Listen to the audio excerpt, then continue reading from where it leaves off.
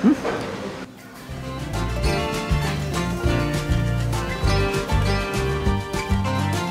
nama tempatnya. Pisang EP itu adalah pisang yang dijepit. Ya Bang ya. Halo teman-teman, selamat pagi. Kali ini saya lagi ada di Pelabuhan Makassar dan di belakang saya itu ada kapal Bukit Cikuntang. Nah, sepertinya asik banget nih kalau kita bisa explore Indonesia lagi bareng kapal-kapal pel nih seperti dulu teman-teman. Tapi sepertinya waktunya belum tepat teman-teman, untuk kapalnya sudah mau berangkat dan saya belum punya tiket. Hehe. Ini kebetulan aja pas lagi main ke pelabuhan, ada si Bukit Cikuntang lagi berlabuh di sini dan akan melanjutkan perjalanan lagi sesaat lagi teman-teman. Nah, di video kali ini aku mau ajak teman-teman semua untuk explore makanan yang ada di Makassar ini apa aja. Kalau kalian transit misalnya 1 hari di Makassar, enaknya makan apa aja ya? Yuk ikuti videonya. Dan yang pertama dan wajib kalian coba ketika datang ke Makassar, apalagi kalau kalian itu datangnya naik kapal ya. Ini tuh letaknya tepat di depan pelabuhan, gak jauh-jauh amat. Jadi kalian bisa langsung datang ke sini untuk nyobain kuliner Makassar yang sangat legendaris ini teman-teman. Namanya Coto Makassar. Dan salah satu warung yang saya rekomendasikan adalah warung Coto Nusantara ini. Karena satu, letaknya ada di dekat pelabuhan, apalagi teman-teman pas lagi transit di Makassar itu bisa main ke sini langsung, dan ini itu otentik banget masakannya. Ini sudah pernah direview sama almarhum Pak Bondan Winarno ya, yang dulu Maknyus itu. Nah, gara-gara itu saya dibawa ke sini dan sudah beberapa kali datang ke sini, nggak pernah kecewa sih dengan hasil menu yang ada di Coto Nusantara ini. Dan Coto Makassar ini sudah ada sejak zaman kerajaan Goa dulu teman-teman. Dan dulunya itu kalau yang isinya daging kayak tenderloin, sirloin itu menu khusus untuk keluarga raja atau raja. Dan yang isinya jeroan-jeroan itu biasanya untuk kru atau untuk rakyat yang ada di kerajaan Goa dulu teman-teman. Dan ini aku tuh seneng banget dengan yang menu jeroan ya. Berarti memang kelasnya kelas rakyat jelata saya teman-teman. Makassar itu nggak lengkap kalau kita nggak nyobain cotonya, kulinernya. Nah, ini salah satu kuliner legendaris yang ada di Makassar. Udah banyak banget artis. Biasa kalau restoran-restoran itu kan kalau datang artis foto ya. Kalau kita nggak di foto ya.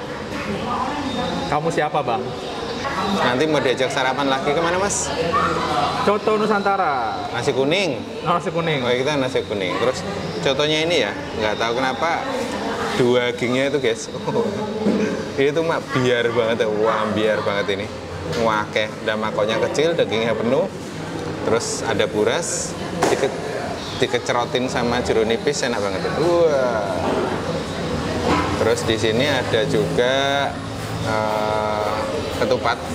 Biasanya ada burasnya, cuma burasnya belum matang kok ya guys. Ini kepagian, ini jam berapa kita sarapan? 7. Jam 7 cok. Dan ini juga durung dikasih apa? Garam biasa nih. Dorong apa Bang? Dorong itu belum. Oh belum. Belum dikasih garam. Nah, yang kebanyakan darah tinggi. Ya cicipin ya. Bismillahirrahmanirrahim. Rasanya tuh mengembalikan kenangan-kenangan masa laluku. Ya wis, aku tak mangan sih. Nanti diomelin lagi sama netizen yang budiman. Mas mulutnya penuh lagi, ngomong-ngomong ya. Wis aku mangan sih. Nanti aku cerita lagi. Kan food vlogger nggak apa-apa. Waalaikumsalam. Waalaikumsalam. Ya wis, mangan dulu ya. Yuk, bye. Masih grogi. Dan setelah jalan-jalan muter-muter di dekat Pantai Losari, akhirnya kita lapar lagi teman-teman setelah tadi makan coto, dan ini sarapan jilid 2. Ini nasi kuning Riburane yang juga lumayan terkenal di daerah Makassar. Halo teman-teman, sekarang aku lagi ada di salah satu nasi kuning legendaris yang ada di kota Makassar. Ini tadi udah sarapan coto ya, udah jalan-jalan, udah jogging-jogging tadi di pelabuhan, udah capek, keringetan. Nah ini ngebrunchnya ini. Nasi kuningnya ada, ini labu, terus ini ada paru, ada serundeng, ada daging lagi, daging kuah, telur.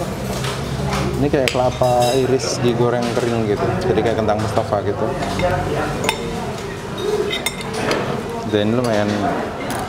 Ini tadi porsi kecil. Di sini tuh ada 2 porsi kecil dan porsi besar. Nah itu porsinya gede banget. Jadi sekarang kalau kalian jalan-jalan ke timur, kalau mau makan di make sure dulu makanannya seberapa. Jadi daripada mubazir kebongan sayang. Ini kita pesan porsi kecil aja segini. Wow. Dan itu di sini lumayan ramai karena ini hari weekend, orang pada habis olahraga terus main ke sini. Oke.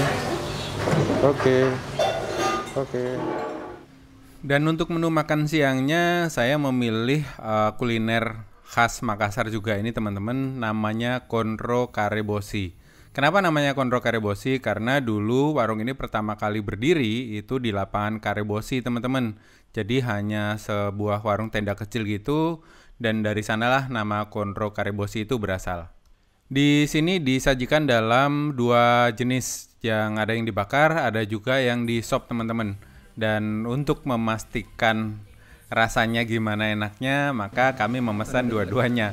Wira pesen konro bakar dan saya pesen konro sop. Dan kalian bisa lihat sendiri ya, menu konro bakar ini itu dagingnya lembut sekali, daging iga sapinya itu dibakar dengan rempah-rempah yang sepertinya ada rasa keluaknya juga sih. Dan untuk sop konronya juga, wah itu kuahnya apa ya, rasanya tuh rempah-rempah banget teman-teman. Jadi seperti kayak ada kelapa dibakar gitu loh, terus dimasukin ke dalam kuahnya itu, dan itu seger banget sih. Dan dagingnya juga sudah direbus dengan lama dengan rempah, jadi rempah-rempahnya tuh masuk ke dalam daging semua. Dan itu bisa kita rasakan ketika kita menggigit si daging sop konro ini. Dan itu sudah lembut sekali sih. Sepertinya tidak butuh effort, tidak butuh tenaga ekstra untuk mengunyah dagingnya karena sudah lembut sekali. Untuk konro bakarnya disajikan dengan saus kacang yang melimpah sekali dan juga kuah kaldu teman-teman.